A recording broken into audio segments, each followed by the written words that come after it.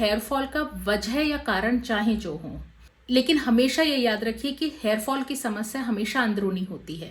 इसलिए अंदर से या इंटरनली जब तक आप फिट नहीं होंगे तब तक हेयर फॉल की समस्या का समाधान नहीं हो सकता, हेयर फॉल ठीक नहीं हो सकता। फिर चाहे आप कितने भी हेयर ऑयल यूज कीजिए, कितना भी हेयर मास्क लगाइए, कुछ लाभ नहीं होने वाला। दोस्तों, रोजमर्रा में कॉम्बिंग के दौरान थोड़े बहुत बालों का झड़ना काफी आम बात है, लेकिन वही बाल अगर एक्सेस में झड़ने लगे और साथ में नए बाल भी ग्रो ना हो तो समस्या चिंताजनक है और ये नॉर्मल नहीं है। अब सवाल ये उठता है कि क्या करें कि ये हेयर फॉल की समस्या भी कंट्रोल हो जाए और नए बाल भी ग्रो हो जाए।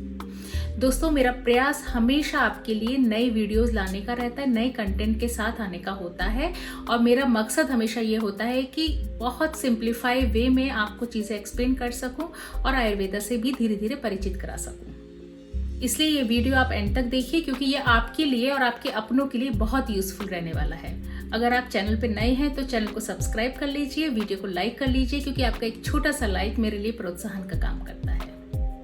बहुत ज़्यादा टाइम ना लेते हुए आज मैं आपसे हेयर फॉल के कारणों के बारे में डिस्कस करूंगी, उसके निजात के बारे में डिस्कस करूंगी।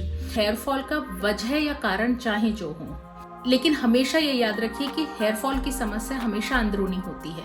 इसलिए अंदर से या इंटरनली जब तक आप फिट नहीं होंगे तब तक हेयर फॉल की समस्या का समाधान नहीं हो सकता, हेयर फॉल ठीक नहीं हो सकता। फिर चाहे आप कितने भी हेयर ऑयल यूज कीजिए, कितना भी हेयर मास्क लगाइए, कुछ लाभ नहीं होने वाला। तो इसलिए दोस्तों, आज मैं कारणों के साथ साथ ये भी एक्सप्लेन करूंगी कि अपनी बॉडी को डिटॉक्स करने के लिए, अंदर से शुद्ध करने के लिए और साथ ही हेयर फॉल की समस्या कंट्रोल करने के लिए किन कारणों में किस तरह का डिटॉक्स आपको लेना है। अब डिसाइड आपको करना है कि आपको किन कारणों की वजह से हेयर फॉल हो रहे हैं। मैं आपको कारण बताती जाऊंगी, आपको उस हिसाब से अपने कारणों को डिसाइड करना है और कारणों को डिसाइड करने के साथ साथ ये भी डिसाइड करना है कि डिटॉक्स आपको किस कंडीशन में कौन सा लेना है और डिटॉक्स ही क्यों। मैं आपको एक्सप्लेन करूंगी कुछ आयुर्वेदिक तरीके जिससे कि आप हेयर फॉल की समस्या से निजात पा सकते हैं, कुछ ओरल मेडिसिन जिसको लेने से आपकी हेयर फॉल की समस्या ठीक हो सकती है, नए बाल ग्रो हो सकते हैं। तो इसके लिए आपको वीडियो में एंड तक मेरे साथ बने रहना है।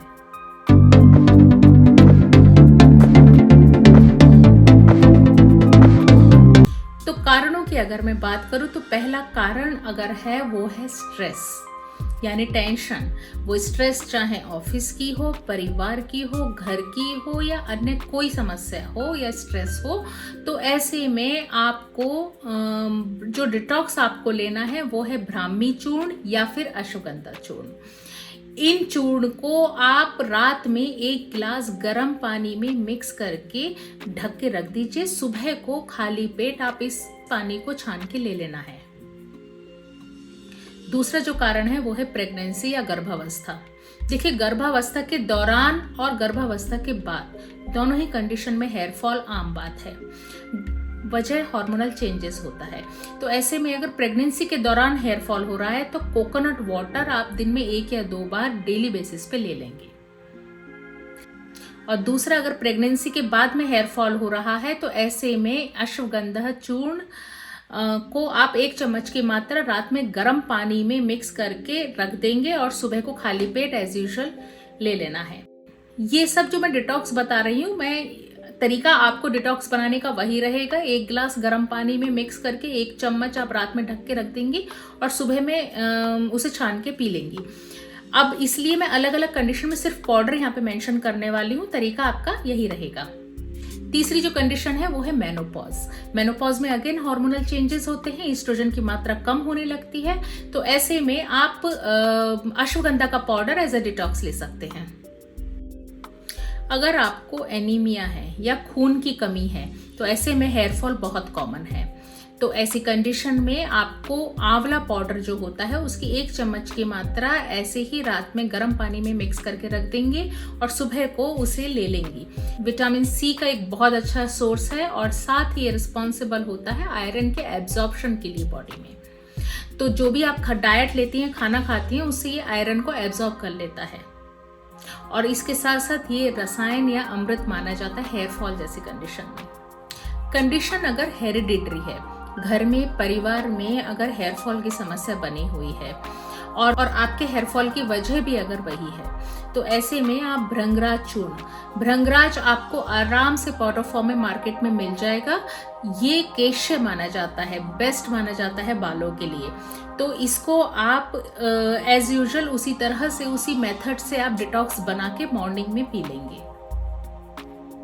हार्मोन्स अगर आपके इम्बैलेंस हैं, फीमेल्स में ये आम समस्या है जिसकी वजह से हेयर फॉल हो जाता है। समस्या जैसे पीसीओडी की है, हाइपोथायराइडिज्म है, थायराइड की समस्या है, तो ऐसे में दोनों ही कंडीशन में हेयर फॉल बहुत कॉमन हो जाता है। इसमें आपको क्या करना है, इसमें आपको त्रिफला पाउडर का डिटॉक्स बना सकती हैं, या फिर आप मेथी का डिटॉक्स बना सकती हैं, या इसके अलावा हिबिस्कस, जपा कुसुम बोलते हैं, या गुड़हल का फूल, इसका आप डिटॉक्स बना सकती हैं। इसके लिए आपको एक फूल की पंखुड़ियाँ रात को गर्म पानी में मिक्स करके ढक के रख देंगे, उसी को सुबह छान के उस पानी को पी लेना है। हार्मोन बैलेंस करने के लिए बहुत अच्छा उपाय है। अगर आप वेट लूज करने के लिए डाइटिंग गलत तरीके से कर रही हैं, बॉडी मालनरिश्ड हो जाती है या बॉडी को प्रॉपर न्यूट्रिशन नहीं मिल जाता है, तो ऐसी कंडीशन में भी हेयर फॉल बहुत कॉमनली होता है। तो ऐसे में आप भृंगराज के चूर्ण डिटॉक्स में कन्वर्ट करके ले सकती हैं। इसके अलावा अश्वगंधा का पाउडर भी आप ले सकते हैं। हेयर फॉल की एक बहुत बड़ी वजह है प्रोटीन की कमी, प्रोटीन की डेफिशिएंसी। जो लोग जंक बहुत ज़्यादा लेते हैं, बाहर का खाना ज़्यादा खाते हैं, तो ऐसे में प्रॉपर बैलेंस्ड डाइट उनके बॉडी में नहीं जा पाती है, प्रोटीन की ऑटोमेटिकली कमी होने लगती है, जिसकी वजह से हेयर फॉल बहुत कॉमनली हो जाता है। तो ऐसे में आप अश्वगंधा का चूर्ण या भृंगराज का चूर्ण डिटॉक्स में कन्वर्ट करके आप मॉर्निंग में ले सकते हैं। अगर हेयर फॉल की वजह आपका डाइजेशन है, डाइजेशन आपका अच्छा नहीं रहता है, एसिडिटी आपको बहुत ज़्यादा बनती है, तो ऐसे में भी हेयर फॉल बहुत कॉमनली हो जाता है। वो इसलिए क्योंकि हेयर फॉल की मेन वजह आयुर्वेद पित्त मानता है, और पित्त आपका डिस्टर्ब्ड है तो हेयर फॉल होना आम बात है। तो ऐसे में आपको अपना गट का, अपने डाइजेशन का बहुत ध्यान रखना है। तो उसको मेंटेन करने के लिए आप त्रिफला पाउडर रात में 1 गिलास पानी में भिगो के रख सकते हैं और सुबह उसका डिटॉक्स पी सकते हैं। इसके अलावा आपके बाल बहुत ज़्यादा एक्सपोज हो रहे हैं केमिकल से, चाहे वो कोई भी हेयर ट्रीटमेंट आपने कराया है, केमिकल बेस्ड हेयर ट्रीटमेंट अगर आप करवाते हैं, या हेयर ड्रायर बहुत ज़्यादा यूज़ आप कर रहे हैं, तो ऐसे में हेयर फॉल बहुत कॉमनली हो जाता है। तो इसके लिए आप भृंगराज चूर्ण यूज़ कर सकते हैं, केश्य है, बालों के लिए बहुत अच्छा है। इसके अलावा आप अश्वगंधा चूर्ण भी यूज़ कर सकते हैं डिटॉक्स के रूप में। इसके अलावा कुछ और वजह जो कॉमनली देखने को मिलती है वो ये कि कुछ लोगों को बहुत आदत होती है गीले बालों को टॉवल से रगड़ रगड़ के साफ करने की। तो कोशिश ये कीजिए कि बाल अगर गीले हैं तो ऐसे में आपको टॉवल से अपने बालों को रगड़ना बिल्कुल नहीं है। बालों को सूखने देना है, जेंटली सूखने देना है। उसके बाद ही आप घर से बाहर भी जाएंगे। गीले बालों में घर से बाहर भी नहीं निकलना है, क्योंकि अगर आप इस तरह की आपकी नॉर्मली प्रैक्टिस है, आप गीले बालों में घर से बाहर जाते हैं, तो ऐसे में जो बाहर हवा के साथ में डस्ट होती है वो आपके रूट्स को क्लॉग कर देती है, रूट्स को ब्लॉक कर देती है। तो कोशिश ये कीजिए कि पहले बालों को सुखा लें और उसके बाद ही आप घर से बाहर निकलें। तो ये कुछ डिटॉक्स थे जो मैंने आपसे एक्सप्लेन किए। आप अपनी कंडीशन, अपने कारणों के बेसिस पे इन डिटॉक्स को यूज़ कर सकते हैं। इसके अलावा जो मैं दूसरा तरीका आपको बताने वाली हूँ वो है नस्य कर्म।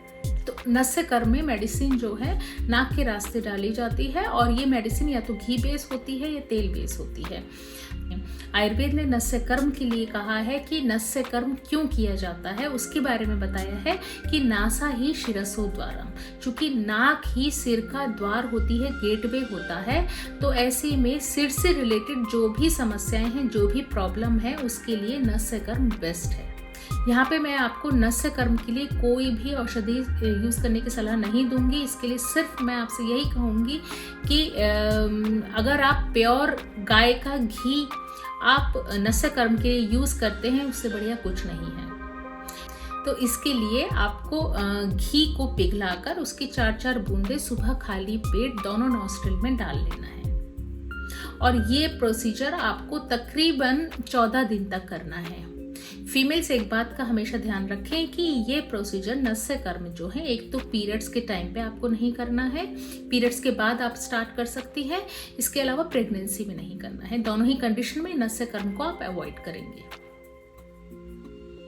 देखिए, ये जो प्रोसीजर मैं आपसे बता रही हूँ ये आयुर्वेदिक ऑथेंटिक प्रोसीजर है और इनको अगर आप फॉलो करेंगे और रेगुलर बेसिस पे फॉलो करेंगे तो मैं समझती हूँ कि महीने 2 महीने में आपको असर दिखने लगेगा, बाल आपके झड़ने बंद हो जाएंगे, हो सकता है नए बालों की ग्रोथ होनी शुरू हो जाए। तो ये तो था नस्य कर्म के बारे में। इसके अलावा मैं एक चीज़ और आपसे लास्ट में एक्सप्लेन करने वाली हूँ, वो ये कि आप एक कॉम्बिनेशन दवाइयों का, हर्ब्स का कॉम्बिनेशन आप बनाइएगा और उसको ओरली लेना है। इसके लिए आपको आंवला चूर्ण लेना है, भृंगराज चूर्ण लेना है और मुलेठी चूर्ण लेना है। इन तीनों ही चूर्णों को 2-2 ग्राम की मात्रा में मिक्स करके आप दिन में 2 बार खाना खाने के बाद या तो गुनगुने पानी के साथ ले लें या हनी के साथ मिक्स करके ले लें, जैसा भी आपको कन्वीनियंट लगे।